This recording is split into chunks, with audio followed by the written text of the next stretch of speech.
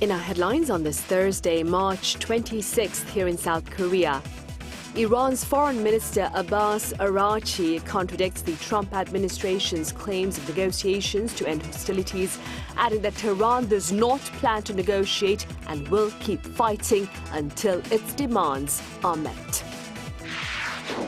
Presiding over yet another emergency economic meeting at the Blue House today, President Lee Jae-myung called on his administration to make execution a priority to better counter the economic effects of a prolonged warfare in the Middle East. And the government is slated to submit its proposal for a supplementary budget to the National Assembly next Tuesday.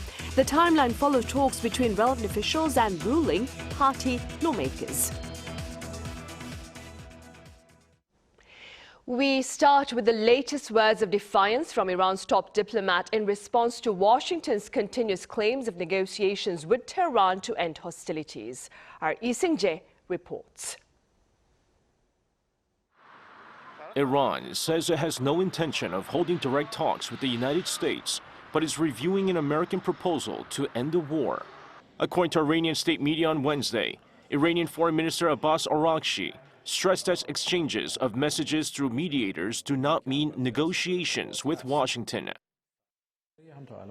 No negotiations have happened until now, but over the past few days our American counterparts have begun sending messages through other countries that are our friends. If there are messages through others, to which we respond with our own position and demands, that is not called conversation, nor negotiation, or anything. Earlier in the day, media reports from Iran said Tehran would reject a U.S. ceasefire offer and that the country had instead presented its own conditions for ending the conflict.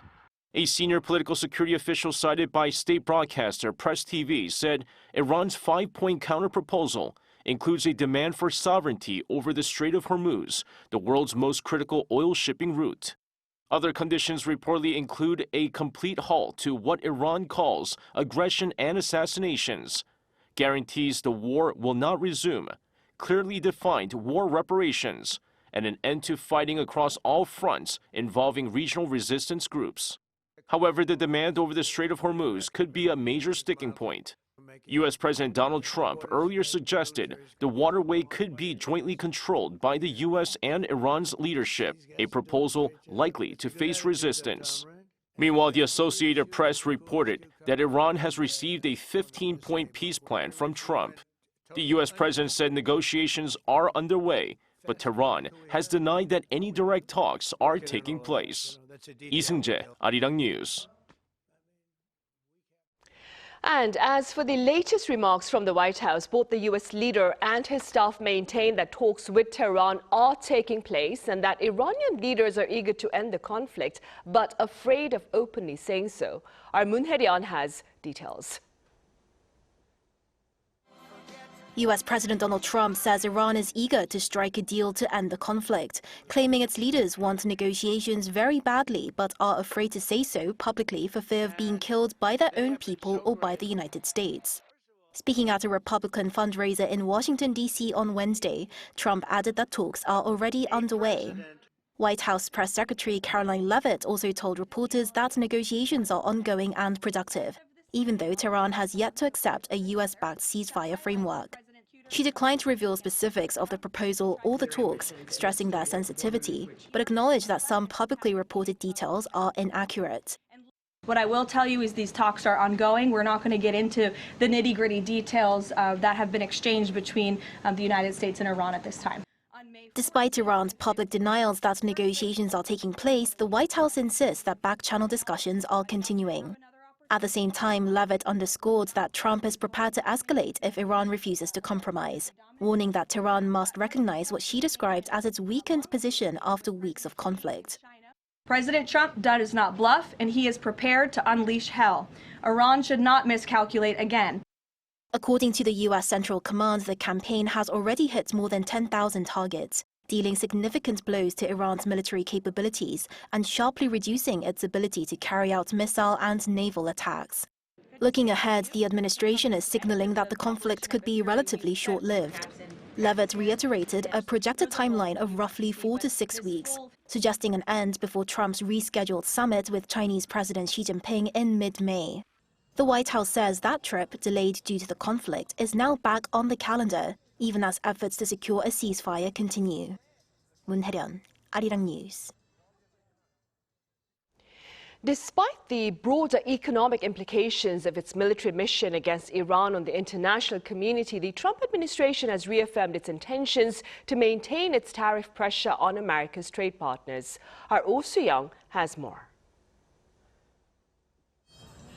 The White House has reaffirmed that the US is still moving to raise its global tariff rate to 15%, even as the war with Iran shakes energy markets and adds new pressure to the global economy. Speaking at a Politico event, White House Trade Advisor Peter Navarro said the higher rate is already in process. That comes despite the Supreme Court ruling that struck down President Donald Trump's earlier reciprocal tariff regime. The court said Trump could not use the International Emergency Economic Powers Act, or IEEPA, to impose broad reciprocal tariffs on trading partners. In response, the administration moved to replace them with a temporary 10% global tariff under Section 122 of the 1974 Trade Act.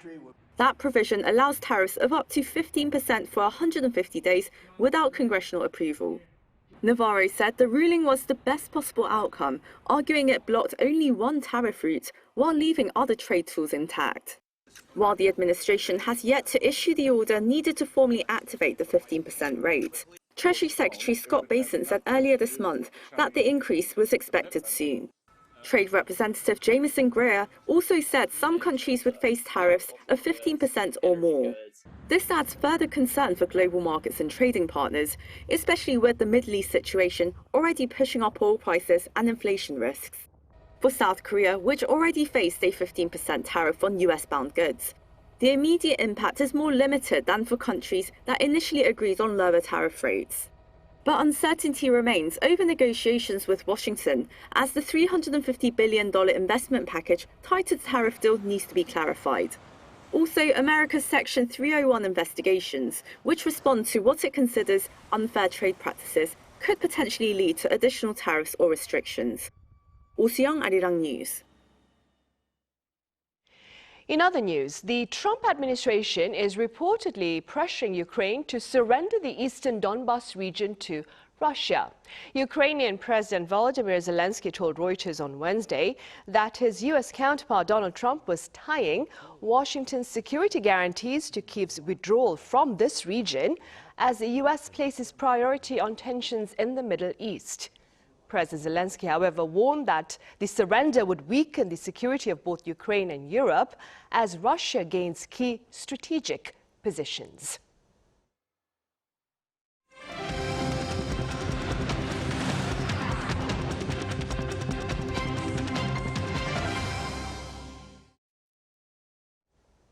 President Lee Jae-myung has stressed the importance of turning Korea's emergency response strategy to tangible, effective action in line with efforts to counter the economic effects of a prolonged warfare in the Middle East. Our Blue House correspondent Song Yu-jin reports. With the government's emergency response framework now in place, President Lee Jae-myung says the focus must now shift to execution as South Korea braces for possible energy supply disruptions stemming from the Middle East conflict. 과거와는 비교할 수 없을 정도로 복잡하게 얽힌 글로벌 공급망 속에서 위험의 위치와 파급 경로를 정확하게 짚어내는 것이 거의 불가능한 상황입니다. 이에 정부는 비상경제 대응 체계로 전면 전환하고 President Lee chaired an emergency economic meeting with relevant ministries at the Blue House on Thursday, the second such meeting since the conflict began last month. The meeting came a day after the government announced the launch of an emergency economic task force led by Prime Minister Kim Min-seok. In his opening remarks, Lee delivered a direct message to the public, urging them to help conserve energy, particularly electricity. 정부가 100% 책임을 지고 있는 구조라서 전기요금은 웬만하면 지금 변경하지 않고 유지하려고 합니다. 그런데 전기요금을 계속 이대로 유지할 경우에 손실폭이, 즉 적자폭이 엄청나게 늘어날 수가 있고 The Korea Electric Power Corporation is the state-run utility responsible for supplying nearly all of the country's electricity. Its debt has surpassed 200 trillion Korean won, which is more than 132 billion US dollars. Also at the meeting, Lee called on gas stations to cooperate with the government's price cap on petroleum products. He warned that any collusion or hoarding would be dealt with strictly under a, quote, zero-tolerance policy. South Korea's 4 major refiners were raided by prosecutors this week over allegations they stockpiled fuel or raised prices. The government will announce the second maximum wholesale price on Thursday, and it will take effect on Friday. The cap is adjusted every 2 weeks to reflect the change in global oil prices. Follow-up measures from Thursday's meeting will be discussed next Monday at the Emergency Economic Headquarters, the PM-led task force. 송유진, Arirang News. And the government is slated to submit its proposal for a supplementary budget to the National Assembly next Tuesday. Now, the timeline follows talks between relevant government officials and ruling party lawmakers. Our Eun-jin has the latest. The government and the ruling Democratic Party are pushing for a supplementary budget proposal set to be submitted to the National Assembly on March 31st for swift processing. The announcement was made Thursday morning during a consultative meeting between government officials and DP lawmakers. This is part of efforts to mitigate the economic impact of the prolonged war in the Middle East. The plan is aimed at easing the burden of rising fuel costs, stabilizing livelihoods, and supporting small and mid-sized firms. The 2026 supplementary budget proposal was developed to respond to high oil prices resulting from the war in the Middle East, as well as to support the livelihoods of vulnerable groups, such as small business owners and young people, to minimize damage to domestic industries and secure supply chain stability. With the extra budget, the government plans to not only compensate oil refineries for losses incurred due to the government's implementation of a price cap system for petroleum products, but also to support the expansions of oil reserves to ensure the stable supply of naphtha and other rare earth elements. To reduce dependence on fossil fuels in the medium to long term, the party and government will also use the budget to support the distribution of residential renewable energy, such as solar power. Projects to promote public transport use for energy conservation will also be expanded. The extra budget will also expand assistance to support vulnerable groups, which includes low-income earners, small business owners, and young people, along with efforts to eliminate blind spots in welfare services to ensure that daily livelihoods are not affected by the Middle East conflict. Support funds will be discussed further and finalized at a later date. The government highlighted that this supplementary budget uses the excess tax revenue expected this year for the benefit of the people, and that it would not issue additional debt. As President Lee Jae-myung urged for swift parliamentary approval to minimize further economic damage. Eun-jin, Arirang News.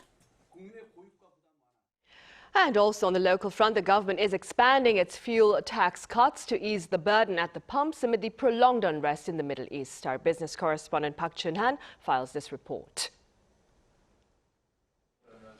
In response to rising international oil prices, the government announced that it will raise the maximum price caps of domestic petroleum products slightly starting Friday.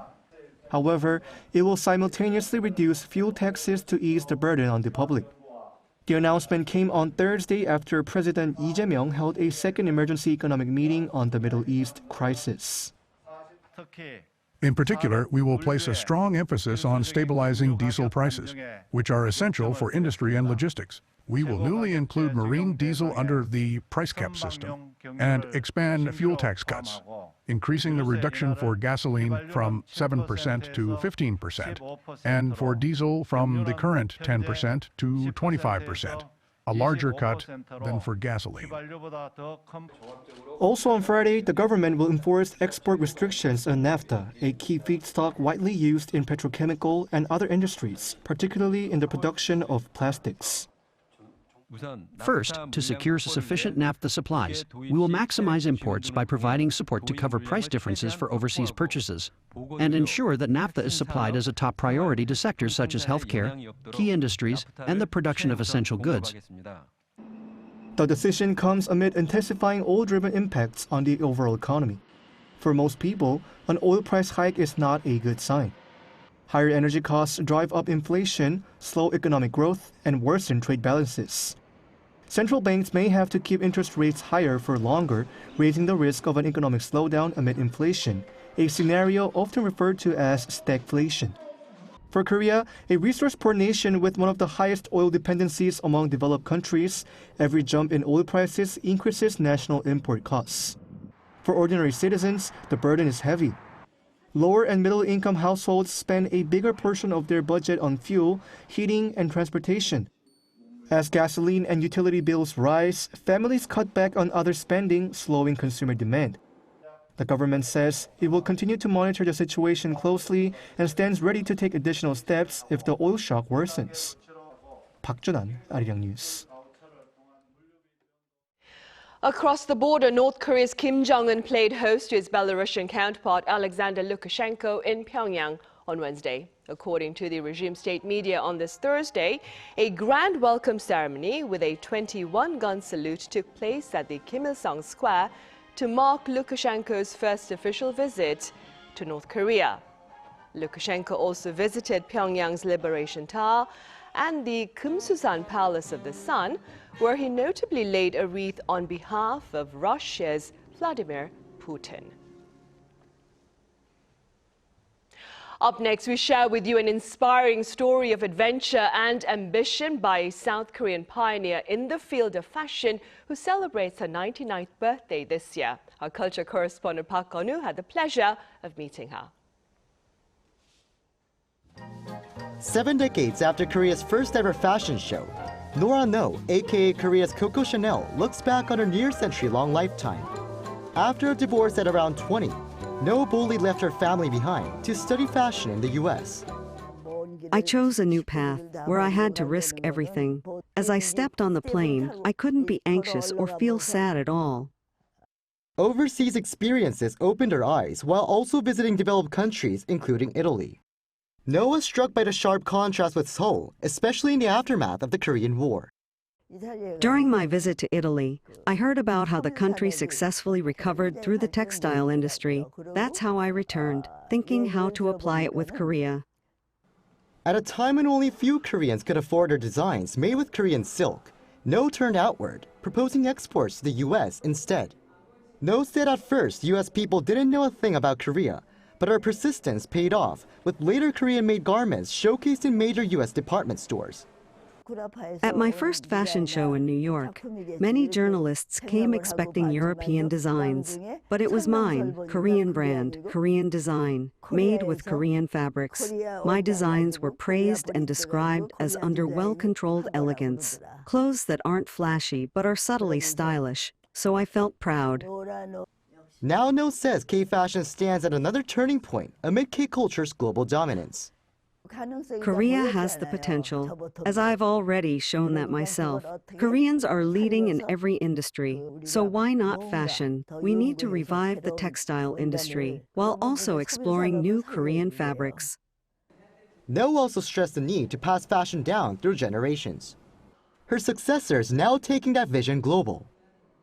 We showcase our collections twice a year in the U.S. with strong interest from local buyers. We're working with 50 retailers now and plan to expand further. 선생님께서는 다음 목표 같은 게 또 있으실까요? I want to thank everyone who helped me, because nothing's possible alone. I hope to be remembered for craftsmanship and pride in my work. Everyone needs to have pride in their job, which is how Korea developed. To give back, Noh has displayed around 70 of her pieces for a free exhibition in Seoul, marking her 99th birthday. Running through mid-July, the exhibition highlights her legacy in craftsmanship, showing how the K-fashion industry has evolved and where it's headed next. Park Geon-woo, Arirang News.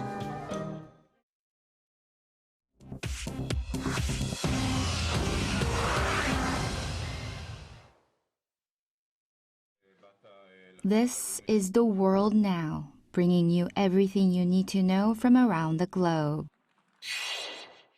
Israeli Prime Minister Benjamin Netanyahu faces a Tuesday deadline to pass a $225 billion budget or face a snap election he is widely expected to lose. 4 weeks into the war with Iran, polls show the conflict hasn't helped him politically. A March 19th survey puts his Likud party at just 28 seats, down from 34, leaving his coalition 10 short of a governing majority. The war is also costing Israel's economy roughly $1.6 billion every week, with schools shut and workplaces only partially open. If the budget fails to pass by the March 31st deadline, Israeli law would trigger an election within 90 days, one that Netanyahu's own party fears he cannot win. A Los Angeles jury has delivered a verdict against tech giants Meta and Google, finding them negligent for designing social media platforms that addicted and harmed a child. The jury on Wednesday ordered Meta to pay $4.2 million and Google $1.8 million to a 20-year-old after finding that Instagram and YouTube deliberately used features like infinite scroll to get her hooked on the platforms from a young age, placing profit over the safety of children. The case now sets the terms for thousands of similar lawsuits waiting in California courts. Both companies plan to appeal. Separately, a New Mexico jury on Tuesday found Meta violated state law by misleading users and enabling child sexual exploitation across its platforms. The United Nations on Wednesday passed a floor vote declaring transatlantic slavery the, quote, gravest crime against humanity. Ghana proposed a resolution which was passed in a 123-3 vote at the General Assembly, with the U.S., Israel, and Argentina voting against it. The UK and over 50 other countries abstained. The non-binding resolution calls for formal apologies, the return of stolen artifacts, and financial compensation for the forced enslavement of at least 12.5 million Africans across more than 4 centuries. Ju Ji-hyun, Arirang News.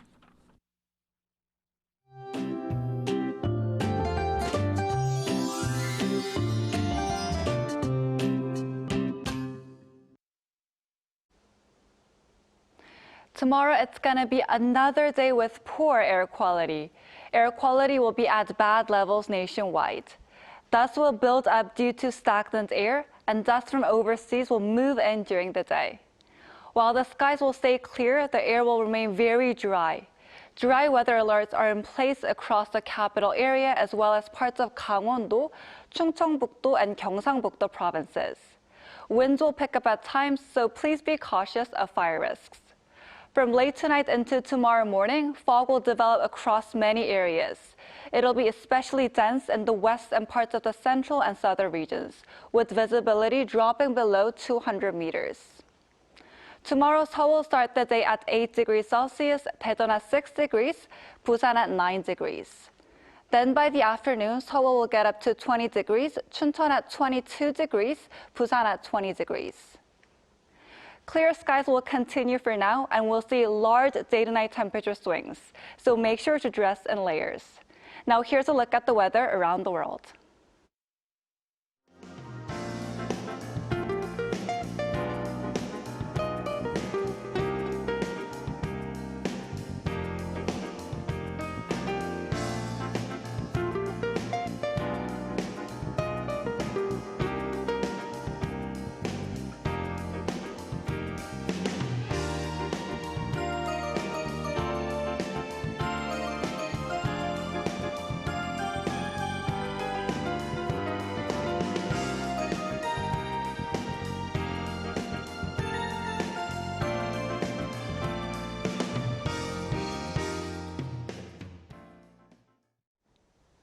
Those are the headlines at this hour here in South Korea. Coming up right after this break is our daily panel session, during which we address the latest tough talk by North Korea with regard to its nuclear weapons ambitions as well as South Korea. So do stay with us, and thank you for now.